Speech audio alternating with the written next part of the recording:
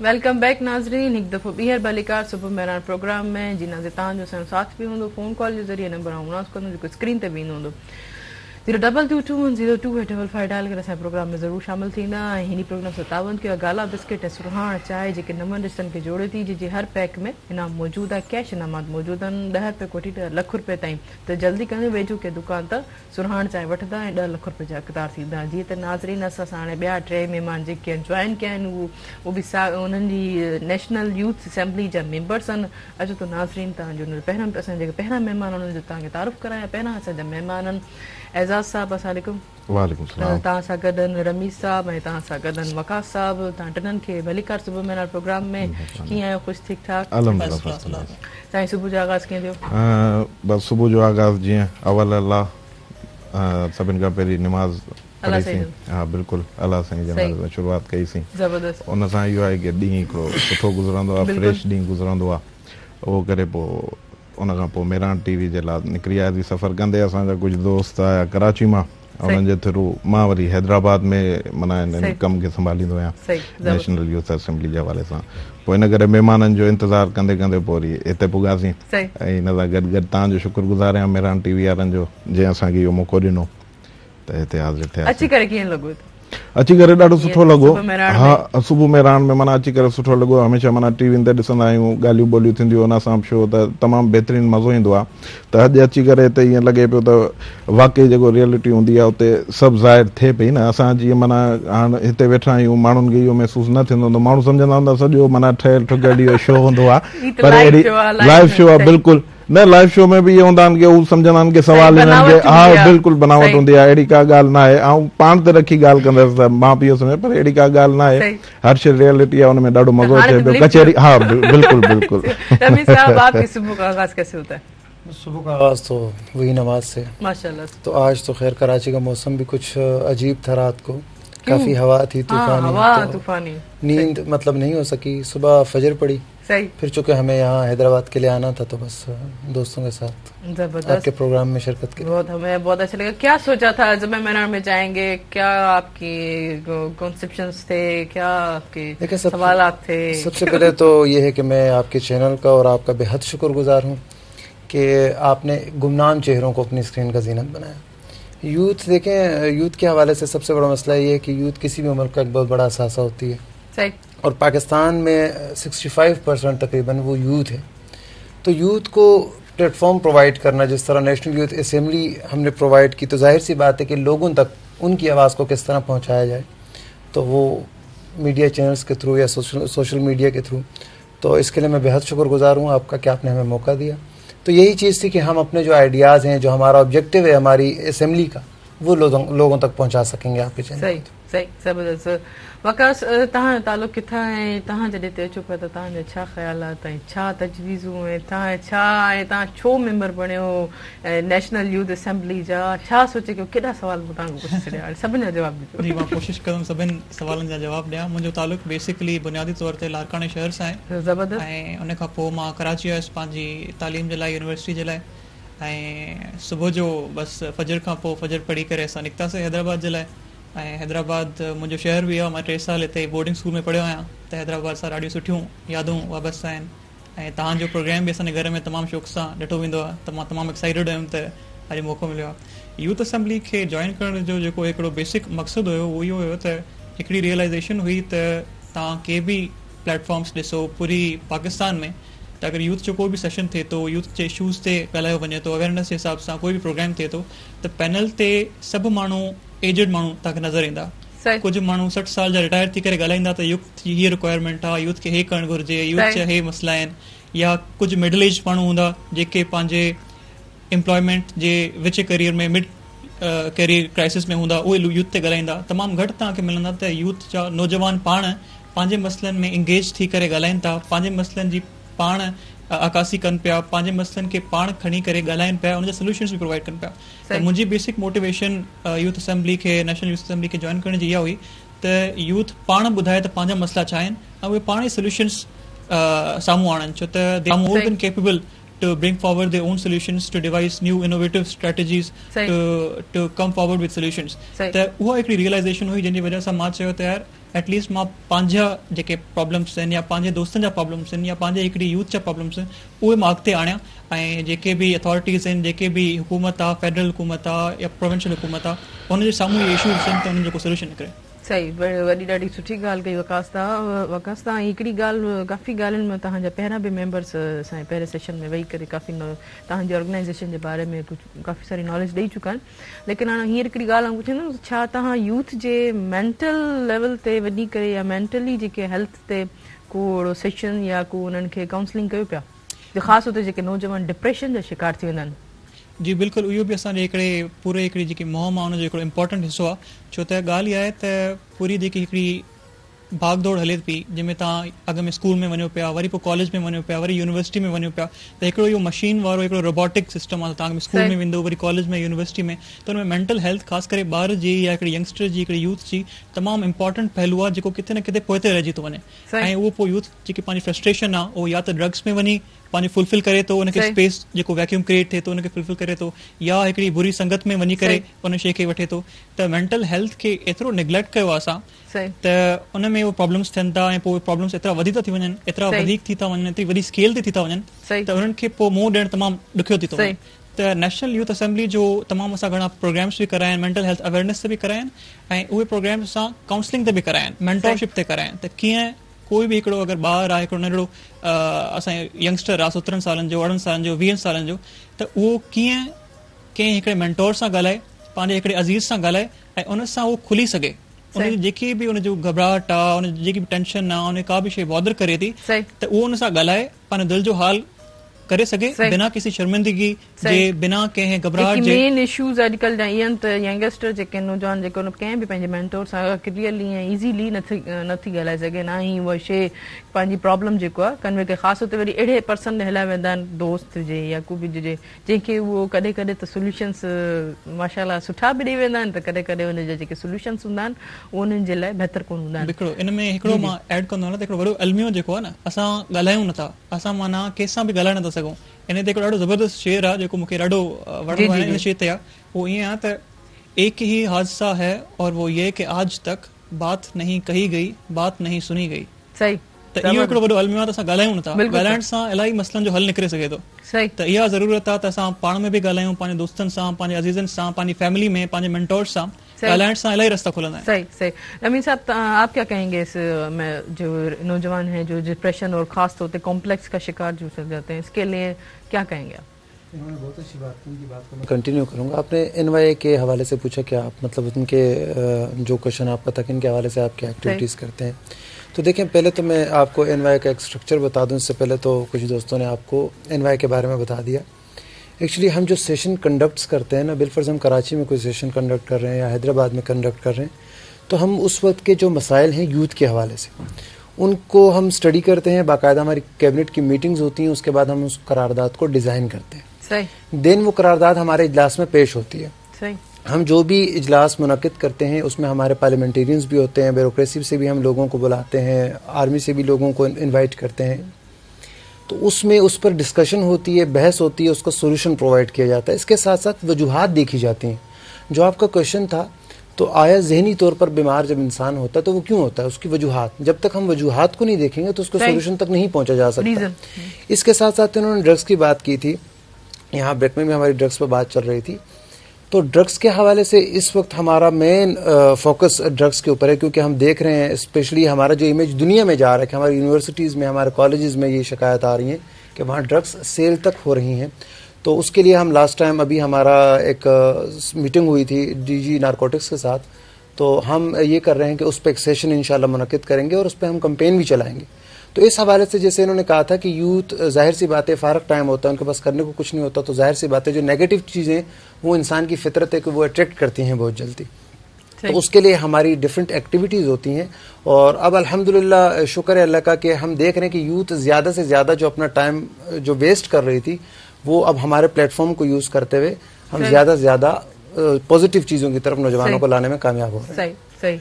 एजाज साहब तव्हां को ये ज़रूर सम्झंदमि जी जी जी जी जी असांजी जेकी NYA आहे नेशनल यूथ असेंबली उहा रुगो इन इशू ते न माना इहो बि असां सेखारींदा आहियूं त माना जेके पार्लियामेंट में असांजा थींदा आहिनि सेशन जीअं सिंध असेंबली थी वियो नेशनल असेंबली असांजी थी वई उन लिहाज़ सां असां माना ईअं हिकिड़ो इजलास मुनक़िद कंदा आहियूं जंहिंमें असां हिननि खे सॾींदा आहियूं न तमामु असांजे यूथ नंढड़नि खे छोकिरनि खे जेके बि असांजा इहे सभु ईंदा आहिनि पोइ उन्हनि खे असां सेखारींदा आहियूं त करारदाद कीअं पेश कई वेंदी आहे करारदाद ते कीअं ॻाल्हाए वेंदो आहे करारदाद कीअं पास कराई वेंदी आहे पोइ माना इहो असां सेशन माना मैनेज करे इहो सेशन असां जॾहिं कंदा आहियूं पोइ हिननि सभिनी खे असां इहो सेखारींदा आहियूं त माना करारदाद कहिड़े हिसाब सां पोइ हिन में असां पार्लियामेंटेरियन खे बि सॾाईंदा आहियूं ऐं जंहिंमें जीअं असांजे दोस्त चयो त आर्मी वारा बि ईंदा आहिनि कुझु ॿिया दोस्त ईंदा आहिनि ॿियो सोशल वर्क जेके कंदा आहिनि उन्हनि खे बि सॾाईंदा आहियूं पोइ हिन हवाले सां बि असां अवेयरनेस ॾींदा आहियूं न त माना छा करणु घुरिजे जीअं असां सोचींदा आहियूं त सियासत हिकिड़ी माना किनी शइ आहे ग़लति शइ आहे त इहो न आहे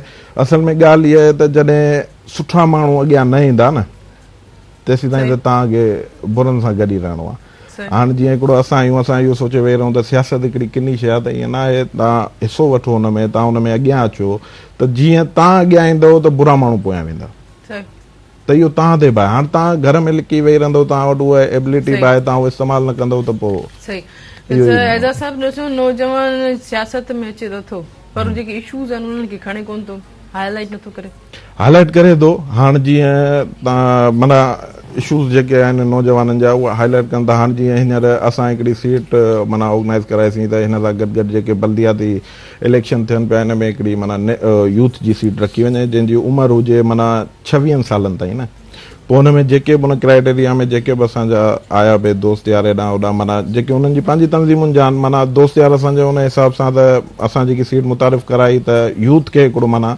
अॻियां खणी अचूं त हू पंहिंजा इशू ॿुधाए जीअं लेडीज़ सीट थी वई लेबर थी वई किसान थी वई इन सां गॾु गॾु असां हिकिड़ी माना सीट अप चई त असांजी इहा यूथ जी सीट बि माना रखी वञे त उन यूथ जी सीट ते माशाल्लाह सां हींअर हर यूनियन काउंसिल में आहे ऐं पंहिंजो HMC में आहे टाउन कमेटी म्यूनिसिपल कमेटी हर शइ में माना उहा सीट हिकिड़ी मुतारिफ़ कराए उते हू ॻाल्हाइनि पिया इशूज़ जेके हुननि जा आहिनि उहे उते रखनि पिया हुननि जा पढ़ाई जा इशूज़ आहिनि या मेंटली त कहिड़ा बि इशूज़ आहिनि या ड्रग अवेयरनेस ते हेॾां होॾां माना हू सॼो हुते पार्लियामेंट में ॻाल्हाइनि था तंहिं ते करारदाद पास कराइनि था हींअर रिसेंटली माना हाणे मां पंहिंजो ॿुधायां त मां HMC जो माना यूथ मेंबर आहियां हींअर हैदराबाद में त हिते मूं करारदाद पास कराई हुई जंहिंमें माना जेके पंहिंजा ग्राउंड्स आहिनि पार्क्स आहिनि त उन हवाले सां जेके आबाद न हुआ उन्हनि खे चयोसीं आबाद कया वञनि छोकी जेसि ताईं असांजा ही पार्क्स आबाद न हूंदा त इस्पतालूं आबाद हूंदियूं बिल्कुलु वॾो असरु पए थो त अगरि तव्हांजी सिहत न हूंदी त तव्हां इस्पताल में वेंदव अगरि तव्हांजूं इस्पतालूं तव्हां वीरान कराइणु चाहियो था त तव्हां पंहिंजे पार्क्स आबाद कयो जिते तव्हांखे माना बिल्कुलु ख़ासि तौर ते मेंटली त उते ई तव्हां माना सही थी सघो था न तव्हांजो उते माना हिकिड़ो दिली सुकून ज़हनी सुकून उते तव्हांखे मिले थो तव्हां माना वॉक जो जीअं तव्हां चओ था सुबुह साण वॉक कयो था हाणे तव्हां अगरि इहे ई वॉक रोड ते कयो त तव्हां हिते हींअर हैदराबाद में हलंदव त किथे तव्हां वटि फुटपाथ न आहे जंहिंखे हलण जी जाइ चवंदा आहिनि फुटपाथ तव्हां केॾी महिल शहर में पंधु घुमंदो आहियां त ॻोल्हींदो आहियां त फुटपाथ आहे छा हूंदो किथे आहे जेको माण्हू नालो वठंदा त उहो फुटपाथ हिते न आहे उनजो काफ़ी इशू आहे पर ॻाल्हाइण ते जेके अचनि था त उते ॻाल्हाइनि था पंहिंजी असेंबलियुनि में हेॾां होॾां त पोइ उन में थिए थो जेसि ताईं माण्हू ॿुधाईंदो न त कुझु कोन थींदो न सही जबरदस्त है रमीज साहब क्या आपकी ऑर्गेनाइजेशन किसी हेल्दी फूड्स पे या यूथ को उस पे ऐसे कुछ सेशंस दे रही हैं देखिए हमारा बेसिक जो मोटिव ये था कि कानून साजी में किस तरह नौजवानों के किरदार को लिया जा सके इसके साथ साथ जो इश्यूज करंट अफेयर्स के हवाले से जो करंटली जो भी सिचुएशंस बनती है उसके हवाले से हम करते हैं लेकिन हमारा बेसिक मोटिव यही है कि किस तरह नौजवानों को कानून और आइन की जो बिलफर्ज जो आइन बनते देखें हमें सिस्टम को चेंज करना पड़ेगा और सिस्टम तब तक चेंज नहीं होगा जब तक नौजवान आइन साजी के अंदर अपना किरदार नहीं अदा करेंगे तो हुकूमतें जिस तरह हम देखते हैं तब्दील होती रहती हैं लेकिन हम जब तक सिस्टम को चेंज नहीं करेंगे जिस तरह आपने इससे पहले मैं एक बात ऐड करना चाहूँगा एजुकेशन के हवाले से आपने तालीम की बात की थी तो हमारे पास जो तालीम का सिस्टम है वो 1835 लॉर्ड मैकाले का जो है वो तालीम एक्ट वो नाफिज है तो जब तक हम उसको मीट नहीं करेंगे मॉडर्न एरा के साथ तो हम चाहे जितने भी अच्छे स्कूल्स बना लें जितने अच्छे कॉलेजेस बना लें तो वो जो तफरीक है हमारे यहाँ तालीम की जो निज़ाम है मसावी निज़ाम नहीं है जो मॉडर्न एरा के साथ मीट करे वो एजुकेशन नहीं है तो वो ठीक नहीं हो सकती तो बेसिक हमारा मोटिव ये है कि हम सिस्टम को ठीक कर लें तो बाकी चीजें ऑटोमेटिकली इंशाल्लाह ठीक हो जाएंगी। ये बात आपने बहुत अच्छी कही, लेकिन वकास तव्हां को हिकिड़ो सवाल पुछंदमि, उन सवाल जो जवाब तव्हां ब्रेक खां पोइ ॾींदमि। त जीअं त असांजी जेके हींअर सना सभु जेके असां वञूं था दुनिया में हींअर गुरबत जी लकीर में असांजो जेको मुल्क आहे काफ़ी जेको आहे मथे आहे, हेठि कोन्हे। त ऐं उनजे असल में ब निस्बत वरी नौजवान जेके आहिनि सियासत ॿियूं एक्टिविटीज़ में बि पोइ बि अॻिते ना ई टाइम थो ॾे, वरी किथे किथे टाइम बि ॾियनि था, त उन्हनि जो हल छा मिली सघे थो, असांजी नौजवान खे छा करणु घुरिजे, इहो जेको जवाबु मां तव्हां खां ब्रेक खां पोइ वठंदमि। नाज़रीन, हीअ वक़्तु थियो आहे ब्रेक जो, ऐं हीअ प्रोग्राम सां तावन कयो आहे गाला बिस्किट ऐं सुरहाण चांहि जेके नवनि ॾिसनि खे जोड़े थी। काॾे न वञिजो, सां गॾु रहिजो।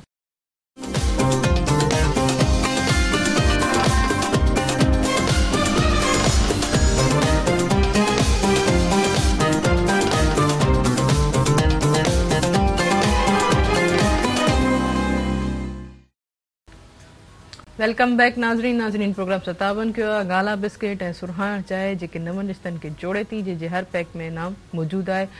हर पैक में इनाम जेको 10 रुपए खां वठी 10 लख रुपए ताईं। जी त नाज़रीन, हाणे ॻाल्हि हले पई बरसातुनि बारिशुनि जो ऐलान थी चुको आहे, त तव्हां पहिरियों बि इहा ॻाल्हि कयमि त पंहिंजे जेके घर जी जेके आहिनि तयारी वयारी तव्हां करे रखो। जेके जिन जे घरनि में पाणी थो अचे उहो बि पंहिंजी मोटर वोटर पाणी कढण लाइ बि तयारु थी वञनि, ऐं ख़ासि तौर ते जिन जा वरी कखावा घर आहिनि, जिन जा कचा घर आहिनि, ऐं उन्हनि खे त असां उहो बि पंहिंजी तयारियूं कनि। ऐं असांखे बि उन्हनि ते फर्ज़ु आहे त असां उन्हनि लाइ बि कुझु न कुझु कयूं ऐं उन्हनि खे आगाही ॾियूं। असांजे जेके नौजवान आहिनि या जेके बि जेके साहिब हैसियत आहिनि जंहिंजे करे असांखे अलाह नवाज़ियो आहे, उन्हनि जी असांखे मदद करणु घुरिजे। जी वकास साहिबु, तव्हां खां मूं सुवालु पुछियो हो। जी बिल्कुलु, जेको सवाल तव्हां पुछो इहो तमामु रेलेवेंट सवाल आहे, इन करे बि छो त इहो मुंहिंजी नज़र में यूथ जो तमामु बुनियादी ऐं तमामु बेसिक हिकिड़ो इशू आहे। त एम्प्लॉयमेंट जो इशू आहे या पॉवर्टी जो इशू आहे, ऐं this is something that affects youth across the board, पूरी दुनिया में बि ऐं बिलख़ुसूस सिंध में ऐं पाकिस्तान में। हाणे इन जो हिकिड़ो सोल्यूशन आहे। फॉर एग्ज़ाम्पल मां तव्हांखे हिकिड़ी मिसाल ॾियां त चाइना में पॉपुलेशन तमामु घणी आहे। हाणे पॉपुलेशन तमामु घणी आहे, इहा हिकिड़ी दुश्वारी आहे, उन्हनि जे लाइ हिकिड़ी ॾुखियाई बि आहे। पॉपुलेशन बर्डन आहे, पॉपुलेशन एक्सप्लोजन आहे, but at the same time उन्हनि जी जेकी यूथ आहे उहो इक्विप्ड आहे with the tools that they need to sustain in the market. उन्हनि वटि अहिड़ा वोकेशनल ट्रेनिंग जा ज़रिया आहिनि, अहिड़ी टेक्निकल ट्रेनिंग आहे जंहिंजे वजह सां उहे किथे बि दुनिया में वञनि त उहे एम्प्लॉय थी सघनि था। एप्पल जा प्रोडक्ट्स चाइना में असेंबल थियनि था, पूरी दुनिया जा जेके वॾे में वॾा मल्टानेशनल्स आहिनि उन्हनि जी मैन्युफैक्चरिंग चाइना में थिए थी। त उतां जो जेको यूथ आहे उन्हनि जो पॉपुलेशन जो मसलो त आहे, पर एट द सेम टाइम उन वटि उहे टूल्स आहिनि, त उहे इक्विप्ड आहिनि, त उहे पंहिंजो जेको मुआशी निज़ाम आहे उहो हलाए सघनि था। इकोनॉमी जेकी आहे उहो वेही नथी रहे। पाकिस्तान में 2 मसइला आहिनि। हिकिड़ो त पॉपुलेशन तमामु घणी वधी वई आहे, पॉपुलेशन एक्सप्लोजन आहे, एक्सपोनेंशियल ग्रोथ थिए थी पॉपुलेशन जी। 207 मिलियन हाणे जेकी लेटेस्ट 2017 जो सेंसस थियो उन में असांजी पॉपुलेशन ग्रोथ आहे। एट द सेम टाइम जेकी यूथ पॉपुलेशन में वधे बि अथी, ॿियो मसइलो इहो आहे त इक्विप्ड न आहे, उन्हनि वटि वोकेशनल ट्रेनिंग जा ज़रिया न आहिनि, उन्हनि वटि अहिड़ा टूल्स न आहिनि जो हो पाण खे एम्प्लॉयबल करे सघनि, हो पंहिंजा रोज़गार जा ज़रिया ॻोल्हे सघनि। त हिते हुकूमत ते वक़्तु खे खपे थो, सिंध हुकूमत खे, फेडरल गवर्नमेंट खे खपे थो त उहे अॻिते अचनि ऐं उहे वोकेशनल ट्रेनिंग जा ज़रिया हासिल कनि। हर माण्हू डॉक्टर नथो थी सघे, हर माण्हू इंजीनियर नथो थी सघे, हर माण्हू पायलट नथो थी सघे, हर माण्हू वकील बि नथो थी सघे। त तव्हां आइडेंटिफाई कयो त कहिड़े ॿार में कहिड़ो पोटेंशियल आहे, उन माण्हू खे, उन ॿार खे उन राह ते लॻायो त हू पंहिंजे ज़हनी सलाहियतुनि जे बुनियाद ते, पंहिंजी स्कूलिंग जे बुनियाद ते, पंहिंजे बैकग्राउंड जे बुनियाद ते पंहिंजा फ्यूचर जा जेके रस्ता आहिनि उन हिसाब सां उनजी आइडेंटिफिकेशन करे ऐं उनखे उहो चुने। मुंहिंजो तालुक़ लारकाने सां आहे, पर मुंहिंजी ख़ुशनसीबी आहे त मां ॾाढो प्रिविलेज बैकग्राउंड सां बिलोंग कयां थो, ऐं उन हिसाब सां मां अफोर्ड करे सघां थो त मां लॉयर थियां, मां वकील थियां। पर उहो माण्हू जेको थर मां बिलोंग करे थो, उनजी जेकी हिकिड़ी फैमिली बैकग्राउंड आहे उहो एतिरी इजाज़त नथो ॾे त हू डॉक्टर थी सघे, हुनजो बैकग्राउंड। त गवर्नमेंट खे खपे त उहो उन गैप खे फिल करे थी बि वञे थो, काफ़ी उते महारत हासिल वरी अहिड़ा शागिर्द पंहिंजे पाण सां कमिटमेंट जॾहिं करे थो छॾनि, इंसान शागिर्द हुजे या को बि इंसान हुजे, पोइ पंहिंजी मंज़िल वणे थो। अॼुकल्ह जे नौजवान में कमिटमेंट कोन्हे, या वरी पंक्चुअलिटी कोन्हे, यूनिवर्सिटी पढ़े थो, होटल ते कमु बि कनि था। ॾिसो पंहिंजे कुझु वरी नौजवान उहे आहिनि जेके ऐप था सम्झनि, जेको नंढी में नंढी जॉब करण में उन्हनि खे गिल्ट महसूस थिए त असां हाणे माना अहिड़ी फैमिली सां बिलोंग था कयूं, या वरी या अहिड़ी डिग्री असां वरिती आहे, तेॾी डिग्री वठण असां हीअ कमु कयूं। इहे सभु ॻाल्हियूं बि असांजे नौजवान में आहिनि। ऐं ख़ासि तौर ते तव्हां जेकी वोकेशनल ट्रेनिंग ऐं जैसे थियनि थियूं स्किल डेवलपमेंट जेके बि हुननि में ख़ुशूसियात आहिनि त उहो बि ग्रूमिंग थियणु घुरिजनि, अवेयरनेस ॾियणु घुरिजनि। जीअं असांखे कॉल कई मेमण साहिब त चए त अहिड़ा मौक़ा ॾिया हुजनि। चलो ठीकु आहे, सरकारी जॉब नथी थी सघे, लेकिन अहिड़ा कोई इदारा त थी सघनि था, छो नथा थी सघनि? अगरि सरकारी जॉब ॾियणु चाहिनि त हुकूमत आहे, कुझु बि करे सघे थी। असांजे वो काफ़ी सारा अहिड़ा इदारा है ना। रमी साहब, मैं आपसे ये पूछूंगी कि देखें हमारे जैसे नौजवानों को क्यों नहीं मिलते? मौके हैं, और आप क्या कहेंगे कि आपकी नज़र में कौन कौन से ऐसे मौके होने चाहिए? मेरी नज़र में बहुत सारे हैं जो मैं आपको अभी आपके सवाल के बाद ज़रूर मैं आपको बताऊंगी। देखिए, ये चीज़ अगेन रिलेट करती है आपके एजुकेशन सिस्टम के साथ। इस वक्त अगर आप पाकिस्तान में इंजीनियर्स की तादाद देखेंगे तो वो बहुत ज़्यादा है, लेकिन अगर उनको सेटल्ड करने के लिए सेम वे में अगर जो उनका प्रोफेशन है, उनके ऑर्गेनाइजेशंस देखेंगे तो वो बिल्कुल नहीं है। सम हमारे ऐसे डिविजन्स हैं जिनके अंदर ऑर्गेनाइजेशंस का नाम ही नहीं है बिल्कुल। अच्छा, बाज़ इलाकों में अगर आप सिंध में चले जाएं देखें तो बड़ी बड़ी घोटकी में आप चले जाएं, बहुत बड़ी ऑर्गेनाइजेशंस लगी हुई हैं, लेकिन सिंध के लोगों को मौका नहीं मिलता। क्यों नहीं मिलता? क्योंकि उनकी जो एजुकेशन है वो मीट नहीं करती, इसलिए पंजाब से लोगों को लाया जाता है। इसी तरह देखें, आपको एक पॉलिसी बनानी पड़ेगी और चेक एंड बैलेंस रखना पड़ेगा कि अगर आप बिलफर्स इलेक्ट्रिकल इंजीनियर्स जो हैं वो साल में बिलफर्स साहब, जैसे आपने ये कही ना, एजुकेशन यहाँ नहीं है, पंजाब से लोग यहाँ पे इंजीनियर नहीं है, यहाँ पे इतने अच्छे डॉक्टर नहीं है, या टेक्निकल स्टूडेंट्स नहीं है यहाँ पे। आप लोग भी तो बैठे हो यहाँ पे माशाल्लाह। नहीं हैं, मैं ये नहीं कह रहा हूँ कि सिंध के अंदर नहीं हैं, लेकिन देखें वही बात है अगेन कि जैसे इन्होंने भाई ने बात की कि मैं एक एजुकेशन अफोर्ड कर सकता हूँ, प्राइवेट सेक्टर से, मैं एनर्जी से पेट्रोलियम कर रहा हूँ, ठीक है, मैं फाइनेंस पे कर रहा हूँ, लेकिन एक बच्चा जो है वो कर सकता है, उसके अंदर ये वो एलिजिबल है, उसके अंदर ये पोटेंशियल है कि वो करेगा, लेकिन उसे वसाइल उसके जो है इजाजत नहीं देते। तो वो गेप जो है वो हमें खत्म करना पड़ेगा। इसीलिए मैंने आपसे कहा कि एक मसावी एजुकेशन सिस्टम होना चाहिए मेरी नज़र में, क्योंकि अभी रिसेंटली हमने जो शाह अब्दुल लतीफ यूनिवर्सिटी में सेशन किया था एजुकेशन पे, तो उसमें मैंने बाकायदा एक पॉलिसी तैयार की थी एजुकेशन के हवाले से कि प्राइवेट स्कूल सिस्टम और सरकारी स्कूल सिस्टम में खत्म हो जाना चाहिए। वफाक के तहत एक इदारा बनना चाहिए जो same education, quality of education जो है वो बिल्कुल सेम होना चाहिए। आपकी बात को मैं एक थोड़ी इंक्लूड कर दूं।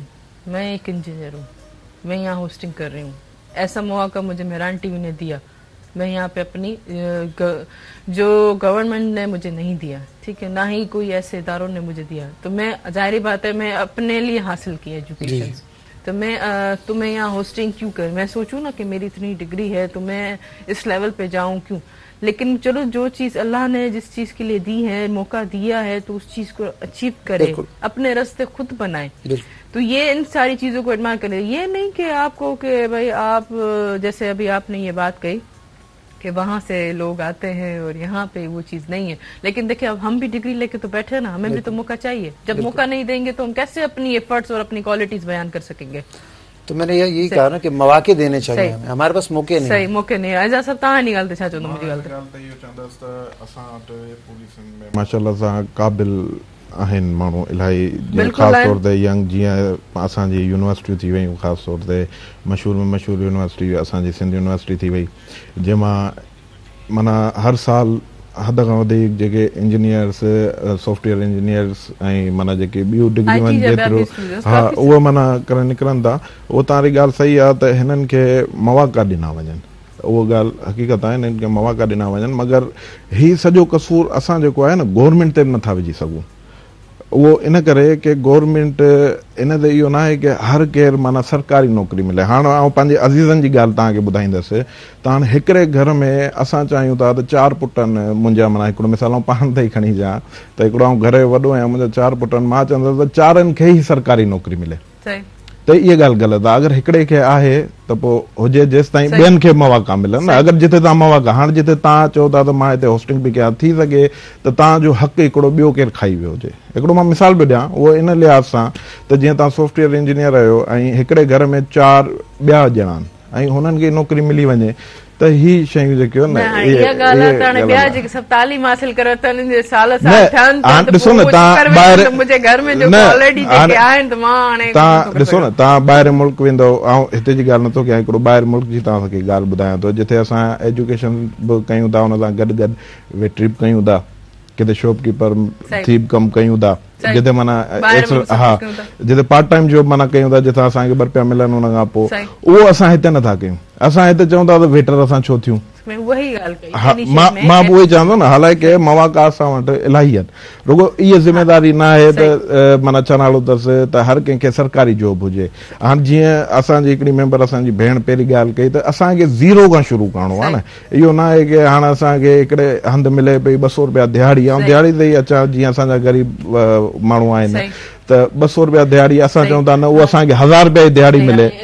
इहा जेकी थी इहा शागिर्द जी अदर चॉइस थी वई, ही जड़ी हाणे मुंहिंजी हिते सिंग इहा मुंहिंजी अदर चॉइस न थियो, न मिलियो, so that's why I choose this choice other choice मूं अचीव कई। हाणे तव्हां चओ था त सभु कंहिंखे गवर्नमेंट जॉब नथी मिली सघे, मुंहिंजे ख़्याल में सभु कंहिंखे गवर्नमेंट जॉब मिली सघे थी। छा असांजा गवर्नमेंट जेकी आहे असांजे इन्वायरमेंट ते कमु नथी करे सघे, अहिड़ा इदारा नथी ठाहे सघे जंहिंमें असांजा जेके नौजवान वेठल आहिनि जॻह जॻह इलाइक़े में डिस्ट्रिक्ट्स ते अहिड़ा ऑर्गेनाइज़ेशन ठाहिया वञनि। जीअं तव्हां पार्क जी ॻाल्हि कई त अहिड़ा इम्प्लीमेंट कया वञनि, उन ते हायर कया वञनि, सरकारी मुलाज़िम थी वञनि, ऐं एतिरा त कोन न। ॾिसो न, हाणे जिते उते गुंजाइश आहे हिकिड़े पटे वाले जी, हिकिड़ो मां मिसाल थो ॾियां, हाणे जिते तव्हांजी ही मेरान टीवी तव्हां इदारो हलायो पिया, हाणे हिते हिकिड़ो मिसाल आहे की तव्हांखे कैमरामैन रुगो हिकिड़ो खपे, तव्हां उते 3 कैमरामैन त न रखंदव न। इहा ॻाल्हि कई न त उहा गवर्नमेंट त वसी आहे, सभु कुझु करे सघे थी। असां एतिरा डिस्ट्रिक्ट हाणे गवर्नमेंट इदारो ॾिसो न, हाणे पाकिस्तान आहे, हाणे पाकिस्तान में जेतिरा बि इदारा आहिनि, हाणे इदारनि खे हिकिड़ो मिसाल आहे, असांजी आबादी आहे 22 करोड़ 20 करोड़ असांजी आबादी आहे। हाणे जे अगरि असां आबादी हिसाब सां 20 करोड़ जेकी असांजी आबादी आहे, 20 करोड़ त नौकरियूं नथा ॾेई सघूं।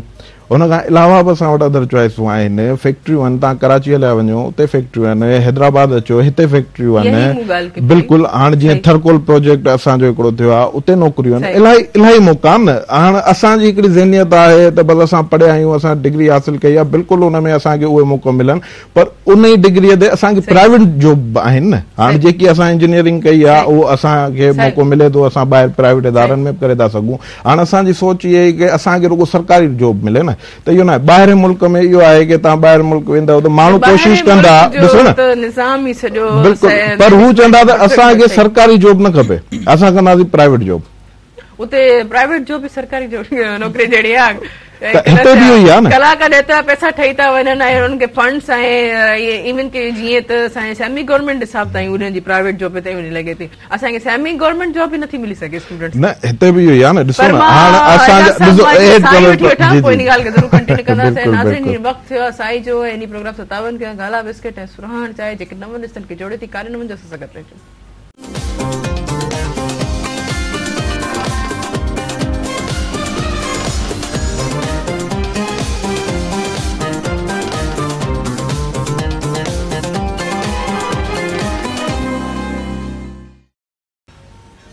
वेलकम बैक नाज़रीन इन प्रोग्राम 57 के गाला बिस्किट ऐं सुरहाण चांहि जेके नवनि रिश्तनि खे जोड़े थी, जिन जे हर पैक में इनामत मौजूद आहिनि, 10 रुपए कोठी 10 लख रुपए ताईं। जीअं त नाज़रीन जल्दी करे वेझो पंहिंजे के दुकान सां सुरहाण चांहि वठंदा ऐं 10 लख रुपए जा हक़दार थींदा ऐं असांखे ज़रूरु ॿुधाईंदा ऐं असां विराईंदा बि।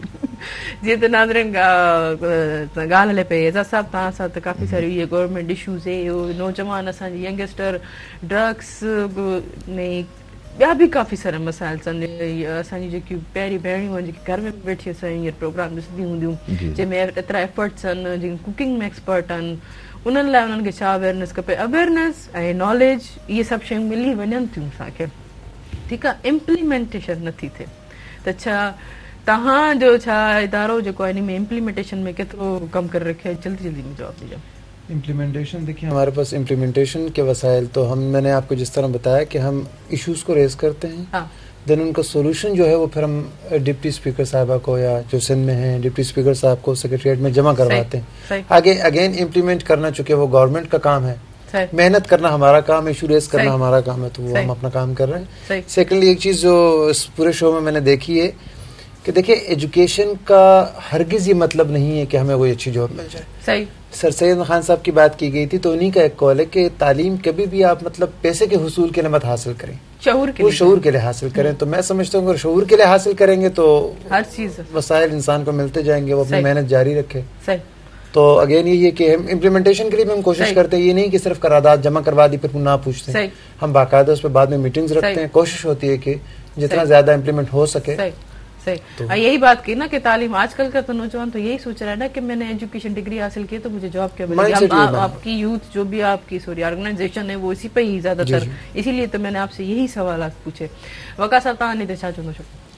जी, इन ते अगेन ॾाढो हिकिड़ो सेंसिटिव क़िस्म जो मौज़ू आहे, ख़ासि करे ड्रग्स वारो जेकी तव्हां ॻाल्हि कई। हाणे इन में बि 2-3 शयूं आहिनि। हिकिड़ो ॾाढो सिंपलिस्टिक सोल्यूशन आमतौर ते ॾिनो वेंदो आहे त तव्हां स्कूलनि में, यूनिवर्सिटियुनि में, कॉलेजनि में ड्रग टेस्टिंग कयो। तव्हां 10 छोकिरनि खे वठी करे उन्हनि जा ड्रग सैंपल्स वठो ऐं उनखे टेस्ट कयो, त इन सां शायदि ड्रग्स जो जेको रुझान आहे नौजवाननि जो, जेके अॼुकल्ह वीड ते लॻा पिया आहिनि या चर्च ते लॻा पिया आहिनि या मैथ या नवां असां नाला न ॿुधूं था रोज़, त इहो सोल्यूशन बि मुंहिंजी नज़र में, ऐं असां हिन ते नेशनल यूथ असेंबली में तमामु घणो ॻाल्हायो बि आहे, त इहो सोल्यूशन ॾाढो सिंपलिस्टिक सोल्यूशन आहे, इन सां बहितरी न ईंदी। हाणे इन सोल्यूशन खे ॻाल्हाए करे असां उन वॾी प्रॉब्लम खे अवॉइड था कयूं त नौजवान जो बेसिक मसलो छो आहे, उहो ड्रग्स ते वञे छो थो, उहो फ्रस्ट्रेट थिए छो थो, त इन ते ॾिसण जी ज़रूरत आहे त उन में घर में कहिड़ा मसला आहिनि, उनजी फैमिली में कहिड़ा मसला आहिनि, उनजी दोस्ती यारी में कहिड़ा मसला आहिनि, स्कूल यूनिवर्सिटी में पढ़ाई में कहिड़ा मसला आहिनि, त उहो बेसिक मसलो जेसिताईं हल न थींदो, उनजी एलिनेशन ख़तमु न थींदी, उनजी हिकिड़ो जेको हिकिड़ी जेकी लोनली फील करे त उहो ख़तमु न थींदी, उनजा जेके जॉब प्रोस्पेक्ट्स इंप्रूव न थींदा, उनजी पर्सनल लाइफ में इशूज़ हूंदा, त उन खां पोइ तव्हां ड्रग टेस्टिंग भले 100 दफ़ा करे वठो, रोज़ाना करे वठो, हर ॿार जी करे वठो, उन सां उनजी जेकी हिकिड़ी बेसिक इज़त नफ़्स आहे, हिकिड़ी डिग्निटी आहे, उहा वायोलेट थींदी, उनखे ठेस पहुचंदी, मसले जो हल न निकिरंदो। त इन खे गवर्नमेंट खे बि खपे, असांजी नेशनल यूथ असेंबली खे बि खपे त इन ते कमु कनि। सही, ज़बरदस्त। वकास, तव्हां पंहिंजी एजुकेशन सां केतिरा मुतमइन आहियो? जी, अगेन मां तमामु घणो मुतमइन आहियां, पर इन करे त अल्लाह जो शुक्र आहे मां हिकिड़े प्रिविलेज बैकग्राउंड सां तालुक़ रखां थो, त माना मालिक जी महिरबानी रही आहे। पर मां सोचां थो त उहे माण्हू जेके एतिरा प्रिविलेज न आहिनि, उहे बि ईअं अची करे ॻाल्हाए सघनि, ऐं आई एम श्योर त मूंखां वधीक क़ाबिल माण्हू मौजूद आहिनि जिन खे सिर्फ़ु अपॉर्चुनिटीज़ न मिलियूं। त नेशनल यूथ असेंबली, जीअं रमेश भाउ बि ॻाल्हि कई, एज़ाज़ भाउ बि ॻाल्हि कई, त इन्हनि खे अपॉर्चुनिटीज़ ॾियण जी ज़रूरत आहे। त जॾहिं उहो थी वेंदो त इंशाअल्लाह मौज जहिड़ा 3 माण्हू ॿिया बि वेठा हूंदा, 10 माण्हू ॿिया बि वेठा हूंदा। जबरदस्त, बिल्कुल सही। रमेश साहब, आप अपनी एजुकेशन से कितना मुतासिर हैं? आप समझ रहे हैं कि मुझे सही डिग्री मिली और मैं इसका सही यूटिलाइज करूँ? अल्हम्दुलिल्लाह, मैं अपनी एजुकेशन से बिल्कुल मुतमईन हूँ। मैंने एक्चुअली मकसद ये रखा था कि मुझे सोसाइटी में जीने का तरीका आ जाए, अखलाकियात, किस तरह बात करनी है, किस तरह जीना है, तो वो मोटिव था। अल्हम्दुलिल्लाह काफी हद तक हमारे नबी सल्लल्लाहु अलैहि वसल्लम का भी यही मतलब कि अखलाक आप अपना बेहतर करो। सही, बिल्कुल सही।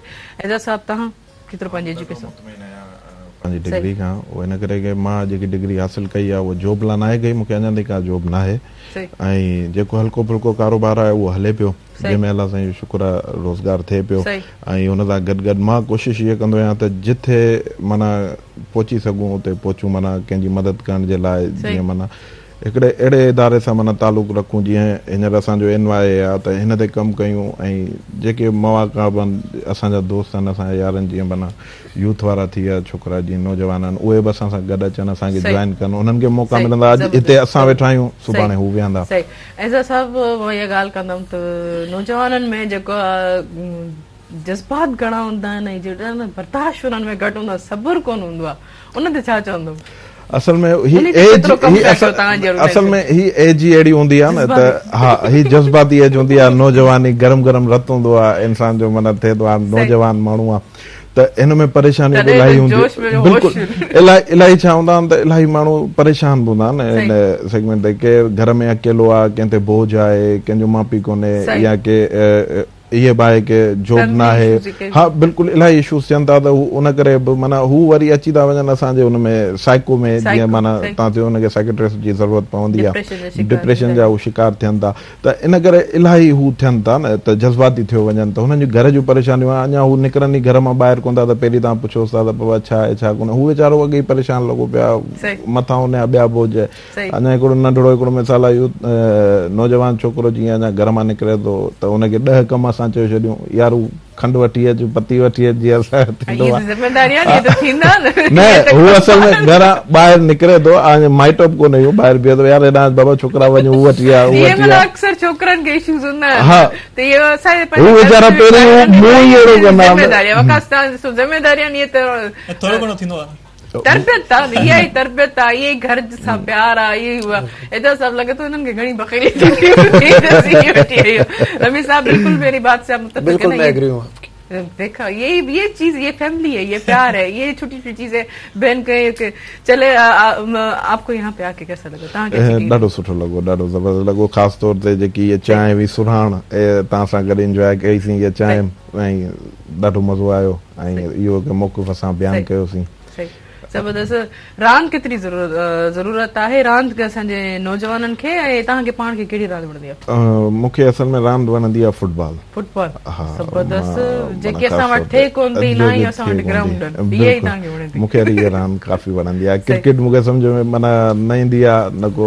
हा, इहो मां न ॾिसंदो। फुटबॉल जॾहिं थींदा आहिनि पंहिंजो वर्ल्ड कप, त उहो मां शौक़ सां ॾिसंदो आहियां। बिल्कुलु। ऐं रांदि ज़रूरी आहे, हिकिड़ी एक्टिविटी आहे, सिहत जे लाइ सुठी शइ आहे, इहो हुजणु घुरिजे। हाणे उहो जीअं पहिरीं ॻाल्हियूं थियूं त कंहिंखे डॉक्टर थियणु घुरिजे, कंहिंखे उहो, हालांकि हुननि जो शौक़ु जेको आहे स्पोर्ट्स ॾांहुं हूंदो आहे। बिल्कुलु, इलाही माण्हुनि जो शौक़ु स्पोर्ट्स ॾांहुं हूंदो आहे, पर घर हिते त असां हुनखे रोके छॾींदा आहियूं त बाबा न करियो, पर रांदि काफ़ी ज़रूरी है। सही। आप रमी साहब क्या कहेंगे? आपको कौन सी गेम पसंद है और आपका इदारा इतने इस स्पोर्ट्स पे काम कर रहा है यूथ पे, जो जिन्होंने ये कहा कि उनको पसंद है नहीं पसंद, शॉर्ट में जल्दी से? मुझे तो खैर वक्त नहीं मिला बचपन में कुछ खास गेम्स खेलने का, तो क्रिकेट का थोड़ा बहुत शौक है और थोड़ी बहुत खेली भी है। गेमिंग्स होनी चाहिए, ज़ाहिर से हेल्थी एक्टिविटीज़ हैं, बजाय इसके कि आजकल मोबाइल्स में लोग लगे रहते हैं। सही। तो अगर आप साइंस भी देखेंगे, मेडिकल साइंस भी यही कहती है कि आप फिजिकल गेम्स जो हैं उनको खेलें। तो इसके लिए ज़रूर इंशाल्लाह आगे काम करेंगे, लोगों को इस तरफ तवज्जो उनकी राग़िब करेंगे। ज़बरदस्त। वका साहब तव्हांखे कहिड़ी गेम वणंदी? मूंखे क्रिकेट जो शौक़ु आहे, ॾाढो शुरू खां शौक़ु आहे। बोर्डिंग स्कूल में ॾाढी खेॾी, ॾिसण जो तमामु घणो शौक़ु आहे, ऐं ख़ासि करे वर्ल्ड कप थींदो आहे या चैंपियंस ट्रॉफी थींदी आहे, जेके बि इवेंट्स वग़ैरह थींदा आहिनि, त कोशिशि कंदा आहियूं पूरी फैमिली या दोस्तनि सां मिली करे ॾिसूं। सही। ज़बरदस्त ज़बरदस्त ज़बरदस्त। जल्दी जल्दी में रैपिड फायर कंदमि। सच केतिरो ॻाल्हाईंदो ऐं कूड़ केतिरो ॻाल्हाईंदो? कोशिशि कंदा आहियूं त जेतिरो थी सघे माना अवॉइड कूड़ ॻाल्हाए, जेतिरो थी सघे अवॉइड कजे कूड़ ॻाल्हाइण खे। कूड़ ॻाल्हाइण खे? हा बिल्कुलु। ऐं सफ़ा अगरि माना ईअं इनएविटेबल थी वञे या ॻाल्हाइणो पए त बि कोशिशि कंदा आहियूं त थोरो घणो हुजे। सही सही। ज़बरदस्त। अहिड़ी कहिड़ी ॻाल्हि जंहिंमें तव्हां कॾहिं मायूस थिया? बस मायूस कॾहिं कॾहिं रिग्रेट्स थींदा आहिनि, जेके कॾहिं बि न हुजणु खपनि, पर का ॻाल्हि अगरि थी वञे, तव्हां सम्झो था त वरी अपॉर्चुनिटी हुई, तव्हां हुनखे फुली एक्सप्लॉइट न कयो, फुली हुनखे तव्हां कैश न कयो, त हुन ते रिग्रेट थींदो आहे। पर इहो मां सिखियो बि आहे त कॾहिं माण्हू पंहिंजी अगरि 24 आवर्स आहिनि, 24 आवर्स में जॾहिं राति थियण वारी आहे, त तव्हां हर डे खे इवेल्युएट कयो, हिन डे में तव्हां केतिरो पोटेंशियल कयो, केतिरी शइ तव्हां डिफरेंटली कंदो, त रिग्रेट्स न हुजनि। सही सही। सुबुह मेरण लाइ छा चवंदो? कंहिंजे लाइ? सुबह मेरान प्रोग्राम जे लाइ छा? सुबह मेरान प्रोग्राम जे लाइ मां तमामु घणो मशहूर आहियां, तमामु घणो थोराइतो आहियां। तव्हां असांखे हिते इनवाइट कयो, ऐं मुंहिंजो पहिरीं टीवी अपीयरेंस आहे तव्हांजे प्रोग्राम जे लाइ, मुंहिंजे लाइ एज़ाज़ जी ॻाल्हि आहे, मुंहिंजी फैमिली जे लाइ बि एज़ाज़ जी ॻाल्हि आहे। ज़बरदस्त। ॾाढो थोराइतो आहियां। Thank you so much. यादि रखिजो, यादि रखिजो, ऐं तव्हांजी फैमिली, तव्हांजी मदर केतिरो ख़ुशि थींदी। वॾे एज़ाज़ जी ॻाल्हि नहीं, एज़ाज़ तव्हां सां गॾु आहे। एज़ाज़ तव्हां सां गॾु आहे। सही। 10 मिनट में आपके पास, आप बताएं कि आपने कभी सुबह मेरान पे आके कैसा लगा और आपको कभी मायूसी हुई? मायूसी तो खैर वक्ती तौर पर जाहिर सी बात है, हालात को देखते हैं, फिर हालात के साथ लड़ते हैं, कोशिशें करते हैं, जब नाकामी होती है तो जाहिर सी बात है वक्ती तौर पर थोड़ी सी मायूसी होती है, लेकिन फिर अंदर से कोई ना कोई ताकत कहती है कि नहीं, कोशिश करते रहना चाहिए। वो अल्लाह की ताकत है और यही हौसला है जो हमें टूट के भी फिर बिल्कुल इर्द गिर्द लोगों से भी हौसला मिलता है, देखते हैं कि वो बार बार गिरते हैं, फिर उठने कोशिश करते हैं, और असल में वही लोग कामयाब होते हैं। ज़बरदस्त। तव्हां भी एज़ाज़ साहब जल्दी मां सही ॿुधायां त मायूसी कॾहिं न आहे थी असांखे। माशाअल्लाह। ज़बरदस्त ज़बरदस्त। असां इहो चवंदा, हा बिल्कुलु, मायूसी कॾहिं न आहे थी। बसि असां चवंदा आहियूं कि कहिड़ी शइ में कमी रहिजी वई आहे त हुनखे उहो जल्दी पूरो कजे ऐं उथी हुनजे पोयां भॼिजे। ज़बरदस्त। ऐं सुबह मेरान ते ॿ जुमिला ॻाल्हाईंदा जल्दी जल्दी। ॾाढो सुठो अथव, बहितरीनु। ऐं पहिरियों शो आहे मुंहिंजो, माना ही तव्हां वटि तव्हां सां गॾु जेको कयूं पिया, तमामु बहितरीनु, तमामु सुठो लॻो। ठीकु, वॾी वॾी महिरबानी। तव्हां जेको आहे, तव्हां टिनी जी, तव्हां जेके टई जेको आहे सुरहाण या तव्हांजी टीम जेकी आहे सुरहाण चांहि जी असांजी मेंबर ते महिमान थिया, त तव्हांखे सुरहाण जा गिफ्ट हैम्पर्स मिलंदा, जंहिंमें कैश इनामात मौजूदु आहिनि। 10 लख रुपया हूंदा, इनशाला जल्दी तव्हांखे मिलंदा। मां फिक्र चवंदुमि त तव्हांखे इहे गिफ्ट हैम्पर्स ॾियनि। हीअ वकास तव्हांजे लाइ, ऐं रमी साहब खे बि ॾियो जल्दी सां, एज़ाज़ साहब खे बि ॾियो। ऐं इन्हनि सभिनि में जॾहिं तव्हांखे इनाम निकिरे 10 लख रुपया, त असांखे ज़रूरु ॿुधाईंदा। त जल्दी जल्दी ॿुधायो 10 लख रुपये में छा कंदा वकास साहब? जल्दी जल्दी ॿुधायो। एॾो सोचो था। वॉच वठंदुमि शायद। वॉच वठंदो? रमी साहब कोशिश करेंगे कुछ खुद पर खर्च करें और कुछ जो है ऐसे फलाही इदारे सेम यो ही कोशिश कंदासी कुछ पाण ते कुछ फलाही इदारन ते त जैसा मना कम करे थैंक यू वेरी मच ॾाढो सुठो लॻो तव्हां रही वकास तव्हां वाच न वठिजो ऐं मां इहा ॻाल्हि ज़रूरु चवणु चाहींदमि त ॾिसो इहा ई ज़िंदगी आहे ख़ुशी आहे जेके बि असांजा नौजवान उन वक़्तु वधनि मायूस न थियनि पंहिंजी डिग्री ऐं पंहिंजी तालीम जो सुठो इस्तेमालु ऐं सही करियर काउंसलिंग ते हलनि ऐं जीअं त नाज़रीन वक़्तु थियो असांजे प्रोग्राम जी पुराणी जो असांखे वक़्तु इजाज़त नथो ॾिए त सुभाणे वरी ऐं हिन प्रोग्राम में तावन कयो गाला बिस्किट ऐं सुराण चांहि जेके नवनि रिश्तनि खे जोड़े थी जंहिंजे हर पैक में इनामात मौजूदु आहिनि 10 रुपए हिकिड़े 10 लख रुपए ताईं तो नाज़रीन सुभाणे वरी मुलाक़ात थींदी तेसिताईं पंहिंजी होस्ट तेरी माण्हू खे ॾींदा इजाज़त अल्लाह हाफ़िज़